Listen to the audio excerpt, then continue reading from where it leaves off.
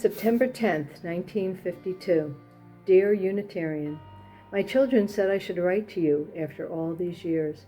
They just came back from a religious conference and said they saw some of your children there too.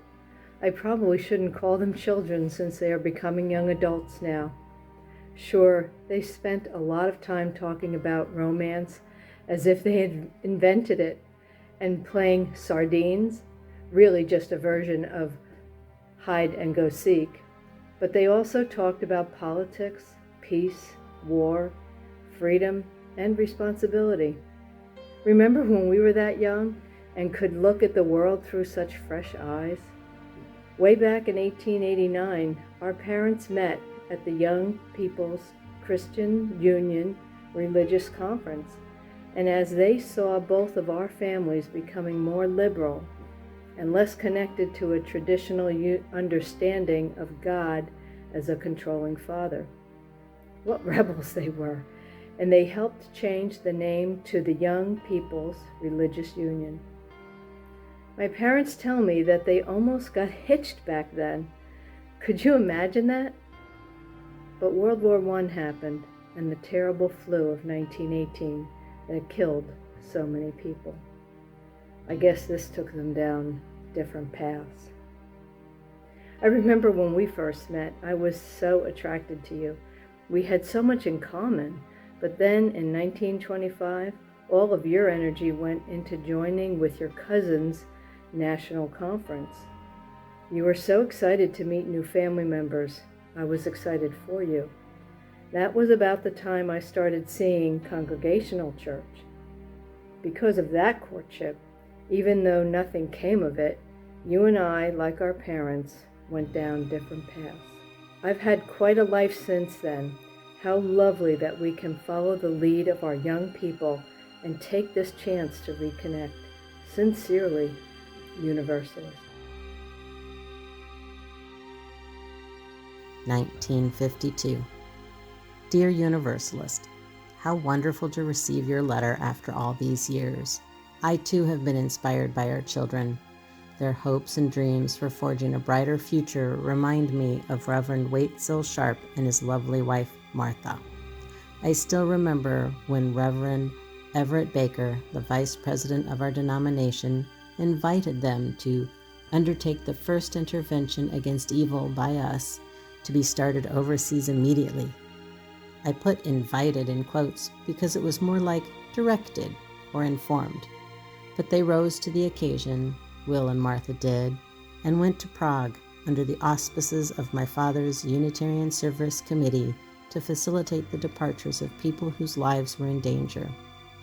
They were people like us, artists, intellectuals, liberal clergy, and scientists. They left their children with family and congregation members and were surprisingly successful. When they returned to their home in Wellesley, Massachusetts, Martha, always the social worker, insisted they go back to Europe to help children escape the oppression of the Nazis. Oh, how they inspired me. Their work gave me hope that we could be a part of preventing the rise of deadly nationalism in our world. I was also impressed when your family formed the Universalist Service Committee with hopes of doing similar work in the world. We really do have much in common, do we not? I would enjoy meeting with you again and recapturing that energy we had for one another so long ago. Who knows, ours could be a union of two families, an arrangement that would benefit us and the world. Sincerely, Unitarian.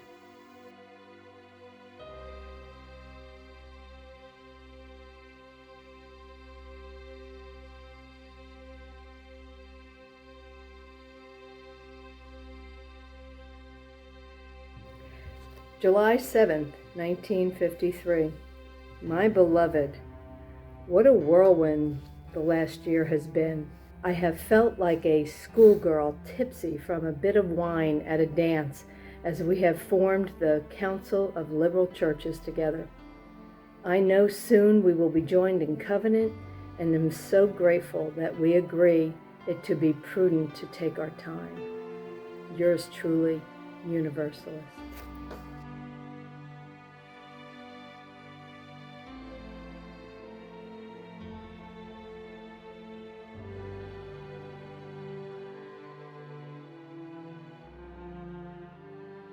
July 13, 1953.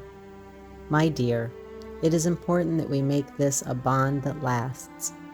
As a foundation for a strong and supportive family, like you, I look forward to taking the plunge soon. Yours always, Unitarian. June 18, 1961. My love, here we are on the eve of our big day, the consolidation of our two families and changing our last name to association. How exciting for us and our progeny. I love that our children have started calling us UUA. While it is exciting, I know it won't be easy. My folks say that while they admire your social standing and your ability to create strong structure, they fear that you haven't been prudent with money. And I know that your folks say we are undereducated, relying for guidance too much on matters of the heart and not the teachings of science and philosophy. That may be true about our families in a way, but I know we are good people and we have more commonalities than differences. This will be an energizing union, don't you think? Imagine everything we can do together, especially now that the nation is facing its demons of race. I am so glad to be joining with your ancestors, going all the way back to the days before the Civil War. Your great grandfathers and mothers who spoke out so eloquently and convincingly against the barbaric practice of enslaving people, while claiming the blessing of God Himself in their practices. These are challenging times, but I know together we can help make the world better and to help share power with those who have been repressed. Soon to be yours always, Universalist.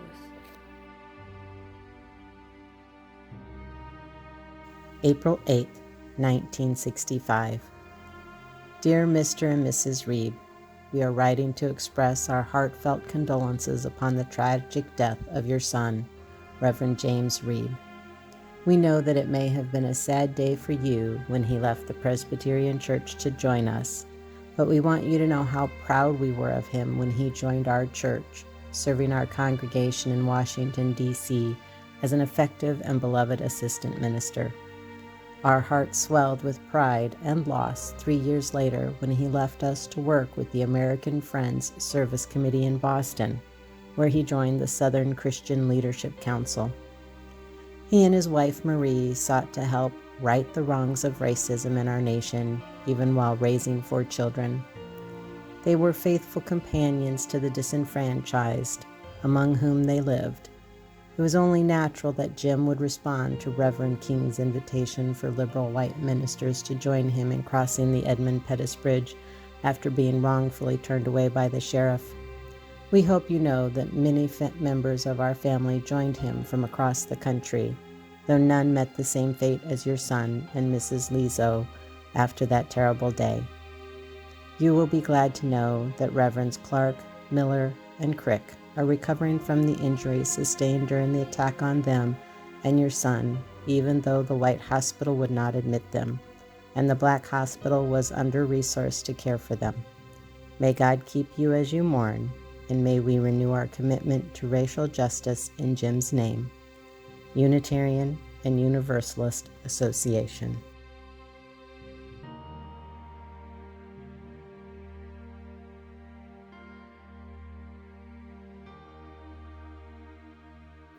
May 23rd, 1966. Our darling child, how we wish you could be here for this momentous occasion. Our presentation of a General Assembly this year has been most successful, despite the challenges and sadness of the last couple of years. Our theme was Creative Use of Controversy. The highlight of the week was, as always, the Ware Lecture, which has been a tradition since 1922. This year was especially empowering as the great Reverend Dr. Martin Luther King Jr. delivered a talk called Don't Sleep Through the Revolution. Even though you couldn't be here, you'll soon be able to read the transcript. Don't sleep through the revolution. Your loving parents, Unitarian Universalist Association.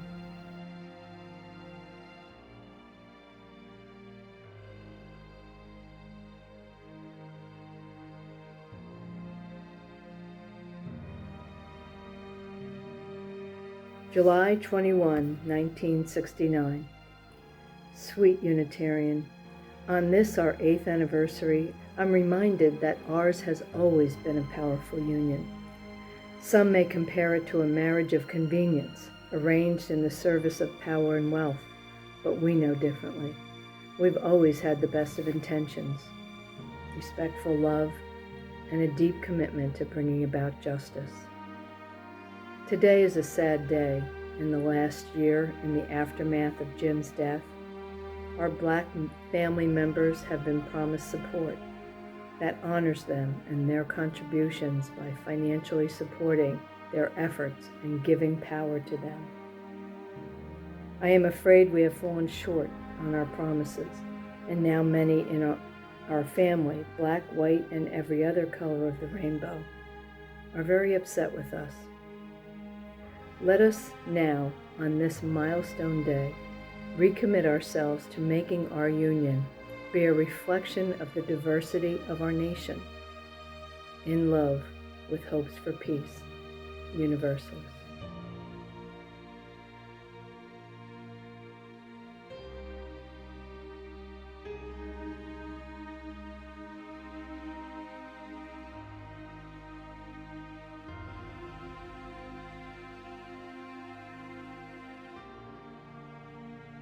June 20, 1985. My darling Universalist, how exciting. Our daughters did it, and they have you to thank. In 1961, our covenant, our vows, included 6 principles that would guide our relationship through thick and thin and define who we were, how young we were, how resistant I was.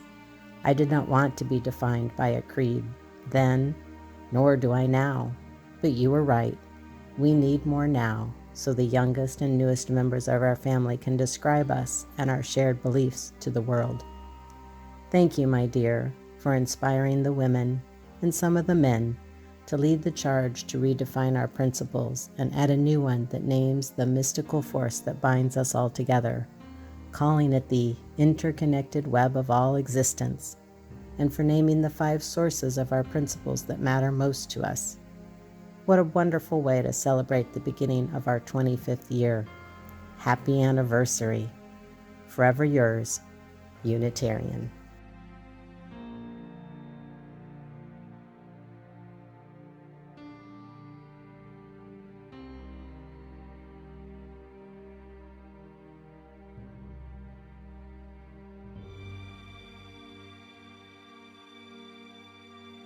June 18, 1995. Dearest parents, I am thrilled that we've accepted the earth-centered traditions as a source of the living tradition of our family. You've always teased me a bit about worshiping the earth and the stars, calling me a witch with a wink and a nudge. But now that we've all agreed on the importance and influence of earth-centered traditions which celebrate the sacred circle of life, I know just how appreciated my presence is. And I know many others feel just the same. Thank you for being so supportive over the years as we've made this happen. Happy anniversary to you both. Blessed be CUUPS.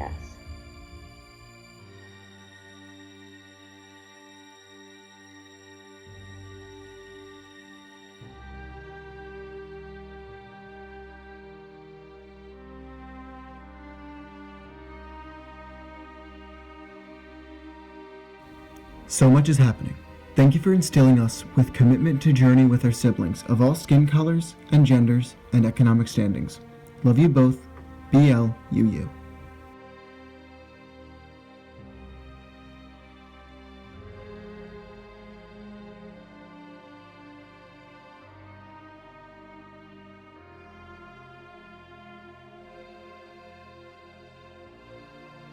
February 14th, 2021.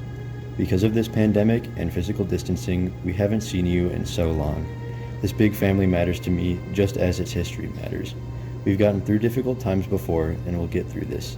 Soon we'll all be together again in person. Happy Valentine's Day, GA.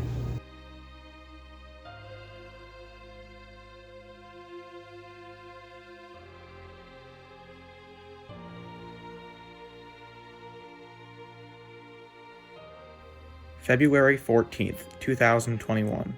Happy Valentine's Day! I'm the latest in a long line of people who value every human being as part of an interconnected web. Who knows what this will look like in 5 years, 10 years, or 50 years. I love you for teaching us how to change with the times. With love, DRUUM.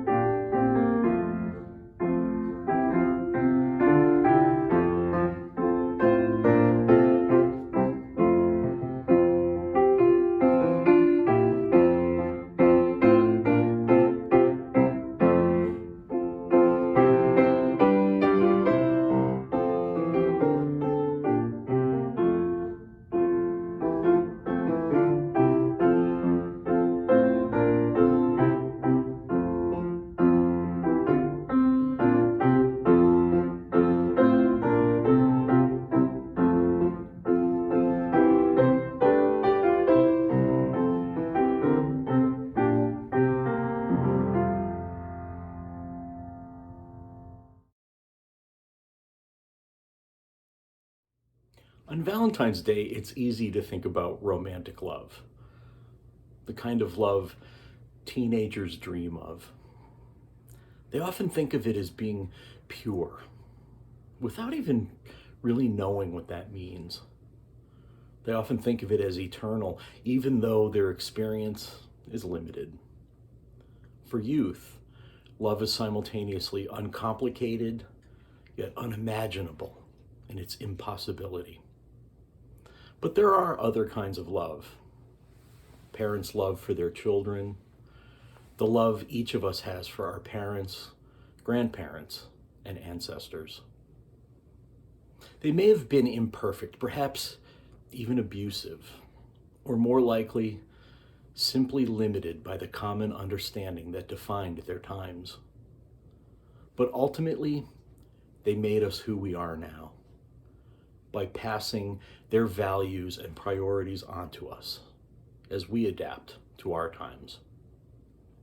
When I have the honor of officiating at a wedding, the first thing I say is that this is a sacred covenant made between two people committing themselves to each other and including their families, friends, communities, and even the God of their understanding.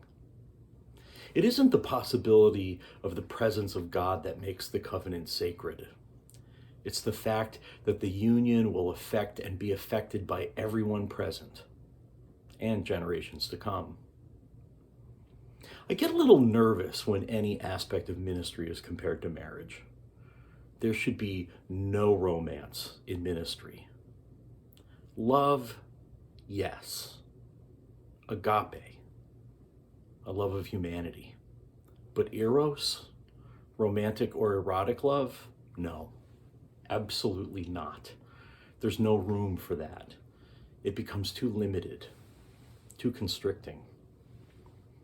Romantic love in ministry, even when it leads to marriage, creates special relationships with some while leaving others out.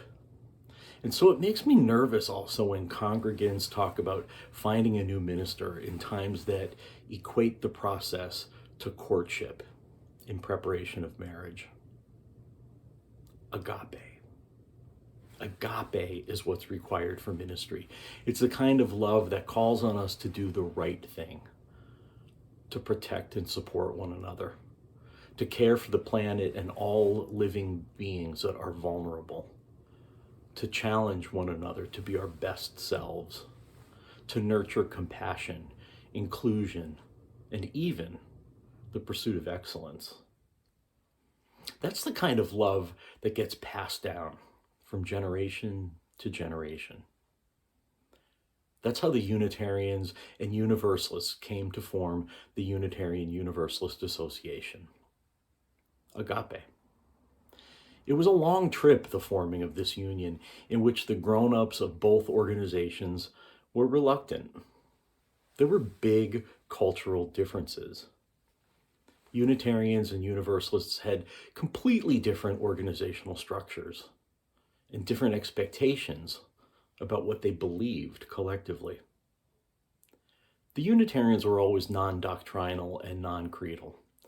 Their central body worked for the congregations, and congregations, made up more and more of humanists and atheists, were loath to tell anyone what to believe or to have a theological statement of any kind to which all lay members would subscribe. The Universalists, on the other hand, had a profession of faith firmly rooted in Christianity. And there were cultural differences. Unitarians were in general more highly educated, often serving as judges, legislators, and even U.S. presidents. Universalists tended to be more self-taught, valuing hard work and frugality over public image. The Universalist Church was smaller and more down to earth, but more financially stable. Both the Unitarian Association and the Universalist Church were afraid of losing their unique identities if they were to merge into one body. The word merge was, and still is, problematic. It implies one person has the forward vision and motion, like a freeway headed toward a destination, and the other simply joins that motion, leaving behind their own path so the two can move together. In that sense, merger would be like a traditional marriage in which the wife yields to her husband and follows him on the road of his choosing. And nobody wanted to be that wife. That's why we talk about it as a consolidation and not a merger, preferring the imagery of journeying side by side, sharing resources like their respective service committees and the wealth they held in the form of properties. It took a while, with false starts along the way, but it finally did happen. In 1953, following the lead of the young adults who had been working together for decades, they started conversations in earnest and learned just how much they had in common, how much they would benefit from the union. It was an extended period of study, conversation, and deep listening. In 1961, after a lot of negotiating, the association was formed, with the central body of the Unitarians and the district structure of the Universalists. Instead of having a profession of faith, they made a statement in their bylaws about the values, the guiding principles they shared. It wasn't perfect. Sure, there were antics that ended in demonstrations of grace and forgiveness. It felt comical at times and deeply challenging at other times, as two different ways of being in the world came together to form something entirely new. Each held tightly to their separate identities. The Union was less I Love Lucy and more Brady Bunch. The biggest challenge came when the UUA was only 8 years old, in a conflict that has come to be known as the white controversy over Black empowerment.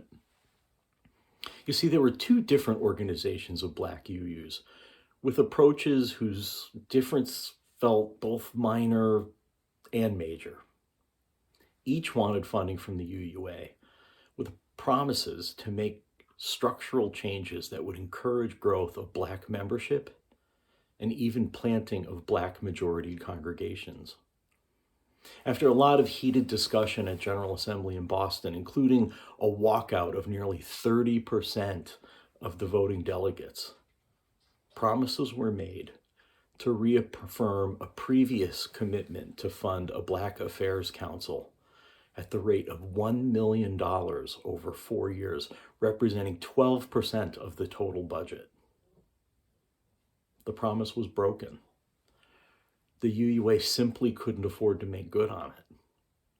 Congregations were asked to give half of their investment for portfolios to fulfill the promise. Few did. Many even reduced their annual giving to the UUA, worsening the situation. It was the closest the UUA has ever come to schism, and it wouldn't have been anything like a divorce. The Unitarians and Universalists wouldn't have split.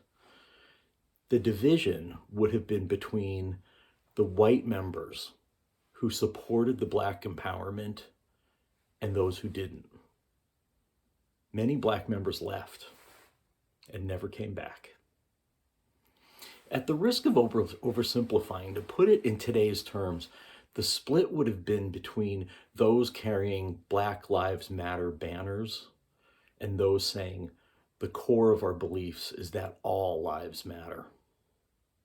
That's a real debate going on today still in many of our congregations. You can see we are still living with the fallout of that broken promise. So in October of 2016, the UUA board passed the Promise and the Practice campaign, allocating $5.3 million in unrestricted funds to Black Lives of UU, or Blue. $300,000 was transferred immediately to Blue, and congregations were asked to pay their fair share of $10 per certified member to supplement the $1 million in matching funds given by one couple, Brad and Julie Bradbird.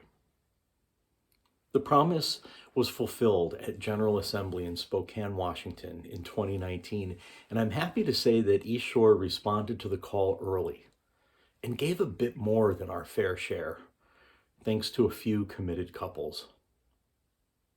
We've learned a lot in the process too. When I first arrived nearly 7 years ago, just 2 weeks before Michael Brown was killed in Ferguson, there were two things that I heard a lot. East Shore is in an area that is 99% white. These issues of race are not our problem, they're an urban problem. And the core of our beliefs is that all lives matter. I don't hear any of those things anymore. There's a deep understanding now that every life has a little less worth and dignity as long as any lives are valued less than others. And we know in our bones that to be interconnected in this web of all existence means that what affects one affects all, no matter where we live, no matter when we've lived. In the last few years, thanks to the bold decisions of the UUA board, the hard work of Blue, and each congregation's participation in local events supporting our Black friends, family, and neighbors, we've learned a lot. We faced a lot of our personal demons and our demons of the past. And we have a lot more work to do which more than 30 of you are engaging in by taking part in the 1916 project as a start. I might be going out on a limb here, but I think we've been able to learn because of our 7 principles. When they were adopted in 1985, brought out from the depths of unread bylaws and into the light of all our hymnals, taught to every child in religious education, celebrated in December in our UU holiday, and even carved into the stone of some congregations, they took on a whole new personal meaning. They aren't just values named in a corporate legal document anymore. And they aren't just the covenant between congregations that they were meant to be. They're the principles we live by as congregations and as individuals. We're even talking about expanding them to include an 8th, a commitment to undoing racism by decentering whiteness. Sure, there are times when those 7 and potentially 8 principles are a kind of creed. We almost say you have to sign onto all of them in order to belong. The principles do act as a doctrine, a list of irrefutable beliefs that bind us together. I'm okay with that. Personally, I'd rather be committed to something in love, bound to other people who make the same commitment, than to be struggling alone out there in the world trying to make sense of it all. I'm glad to be part of this family. There we go, family. It's impossible to think of this congregation, this faith, this association complete with its Boston headquarters, without thinking of it as a family. Because despite our disagreements and distances, love is at its core, and commitment to being together, no matter what. Our history is complicated. Sometimes there's some truth in it that is difficult to face. But if we are to be good students of history, we have to be students of it all. We have to face it all. You know, our bond of union is credited to one man who hosted the very first meeting to plan the creation of this congregation back in 1956. He didn't really write it. It's an adaptation of a couple other similar bonds of union, or doxologies, if you will, that were being used in other Unitarian congregations across the nation at that time. And I learned a few months back from his son that the man credited with the bond of union was vehemently opposed to the consolidation that formed the Unitarian Universalist Association. In fact, he fought tooth and nail the changing of our name and bond of union to include the word Universalist. He had his reasons, which I'm sure had to do with the Universalist profession of faith. Whatever they were, from the distance of 6 decades, I don't agree with him. And yet, I honor Lincoln Christensen for his commitment and conviction. I would honor him, even if I didn't know that his opinions softened over time. I would honor him because he gave of himself to bring life to something that matters to this day and will continue to matter long into the future. And I wouldn't know any of this and wouldn't be anywhere near as understanding and respectful if it weren't for the opportunities I've had to gather with other Unitarian Universalists at things like General Assembly and regional gatherings of ministers and lay people. Those gatherings are important in their capacity for teaching and nurturing understanding. And attending them costs money that not all lay people have at their disposal. That's why East Shore has a scholarship fund, to make sure everyone who wants to learn and contribute at these gatherings and assemblies can. This month, we're asking you to give a little extra to the scholarship fund, even as you fulfill your pledge for this church year. And if you're new to eShore, please consider sending something in to help support our mission to love, revere, discover, and connect. You can send a check into our office at the address that appears here on your screen. Anything received that is not specifically in fulfillment of a pledge will be applied to the scholarship fund. Thank you for your generosity, and thank you for being here.